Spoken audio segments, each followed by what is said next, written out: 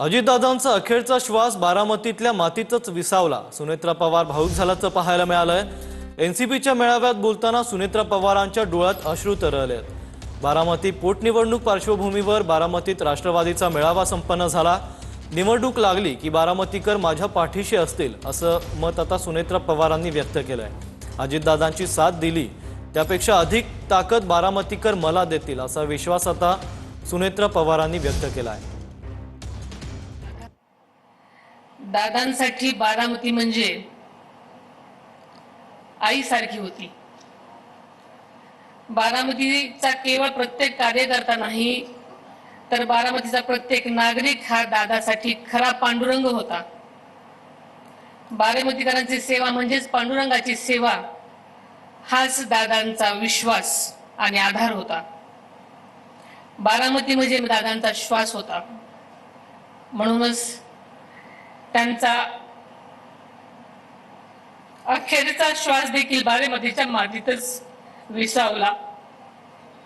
बारामतीतल्या प्रत्येक झाडात, फुलात, पानात, रस्त्यात, शाळेत, नदीच्या इमारतीत दादांचा स्पर्श आहे। त्या निर्जीव इमारती, तिनं बोलणारी पानं आणि फुलं सुद्धा आज दादांच्या आठवणीने रडत आहेत। ही लोकशाही आहे, त्यामुळे प्रत्येकाच्या मताचा मी आदर करते। मला खात्री आहे जरी ही निवडणूक झाली तरी तुम्ही सर्वजण माझ्या पाठीशी ठामपणे उभे राहाल। तुम्ही माझ्यावर दाखवलेला विश्वास कधीही पोल ठरू देणार नाही।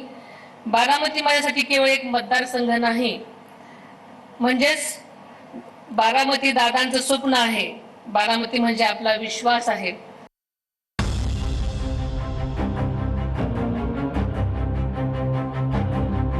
बारामती विधानसभा पोटनिवडणुकीसाठी अर्ज भरायला निघण्यापूर्वी सुनेत्रा पवार अजितदादांच्या स्मृतीस्थळी गेल्या। दादांच्या स्मृतीस्थळी जाऊन सुनेत्रा पवारांनी अभिवादन केलं। यावेळी त्या भावुक झाल्या। याआधी सुनेत्रा पवारांनी काटेवाडीत जाऊन अजितदादांच्या मातोश्रींचे आशीर्वाद घेतले। यावेळी त्यांच्यासोबत पार्थ आणि जय पवार तसंच कुटुंबातील इतर सदस्य उपस्थित होते। यानंतर सुनेत्रा पवार कन्हेरी मठात जाऊन हनुमानाचे दर्शन त्यांनी घेतलं। इथे जय आणि पार्थ पवारांनी हनुमानाची आरती केली। कन्हेरी मठातून सुनेत्रा पवार विद्या प्रतिष्ठानच्या प्रांगणात गेल्या। तिथे त्यांनी अजितदादांच्या स्मृतीस्थळाला अभिवादन केलं। यानंतर सुनेत्रा पवारांनी छत्रपती शिवाजी महाराज तसंच डॉक्टर बाबासाहेब आंबेडकर यांना अभिवादन केलं।